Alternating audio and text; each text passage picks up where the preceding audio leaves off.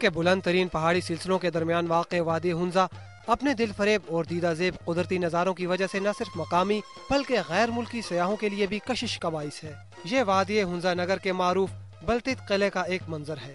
مقامی افراد کے مطابق قریباً 800 برس قدیم یہ تاریخی قلعہ ابتدا میں دفاعی مقاصد کے لیے استعمال ہوتا رہا۔ قلعے میں موجود ان کال کوٹھریوں میں ریاست مخالف عناصر کو پابند سلاسل بھی کیا جاتا تھا۔ مقامی گائیڈ کے مطابق 15ویں صدی عیسوی میں سکردو کی شہزادی ہنزا کے شہزادے سے شادی کے بعد جہیز میں کاریگروں کی ایک فوج بھی لائی، جنہوں نے دن رات محنت کے بعد قلعے کو ایک نئی شکل دی۔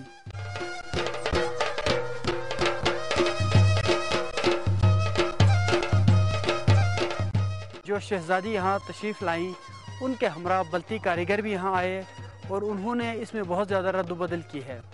بلتستان کا ثقافتی اور سماجی تعلق ماضی میں لداخ کے ساتھ کافی زیادہ رہا ہے، اسی وجہ سے تبت کے تعمیر کے اثرات لداخ پہنچے ہیں اور وہاں سے بلتستان اور پھر ہنزا۔ تو یہ قلعہ تبت کے طرز تعمیر سے کافی حد تک اثر پذیر ہوا ہے۔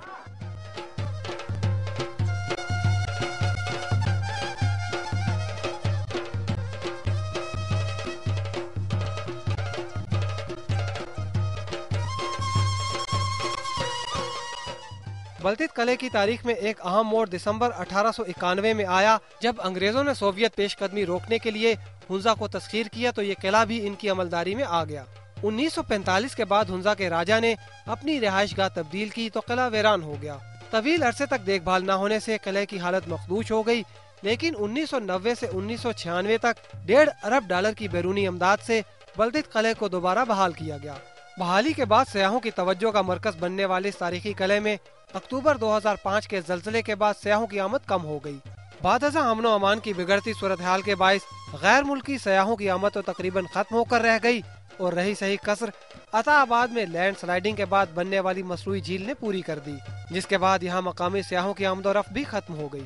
ڈومیسٹک ٹورزم ہے وہ ہمارا ساتھ دے رہا تھا اس اکانومی کو اور ہمارے اس قلعے کو سسٹین کرنے کے حوالے سے، لیکن بعد میں جب سے یہ لینڈ سلائڈنگ کی وجہ سے عطا آباد جھیل بنی ہے، اس کی وجہ سے ڈومیسٹک ٹورزم بھی آلموسٹ ایکسٹنکٹ ہو گئی ہے۔